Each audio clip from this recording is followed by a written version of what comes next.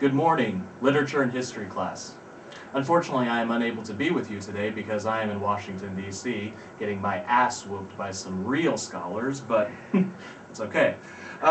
Today, my group is going to be presenting to you some of the wonderful regional theaters that can be found in this here United States of America. I'm going to be providing you a brief introduction over the history of regional theaters, as well as some of their functions, purposes, and what comes out of them today. To start off, the regional theater movement started after World War II, when a group of people felt the need to bring theater outside of New York and throughout the rest of the United States.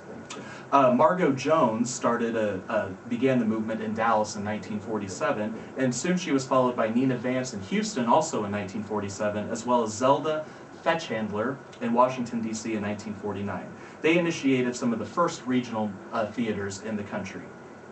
Between the 1940s and all the way up through 1960, several regional theaters have sprouted throughout the nation, including Minneapolis, Louisville, New Haven, Atlanta, San Francisco, Chicago, and Seattle. Today, regional theaters produce revivals of classics and contemporary works, bringing the theater to the American population who may not get to experience the theater in New York. Well-known playwrights such as David Mamet, August Wilson, and Rebecca Gilman all received their initial notoriety by having their plays done in a regional setting.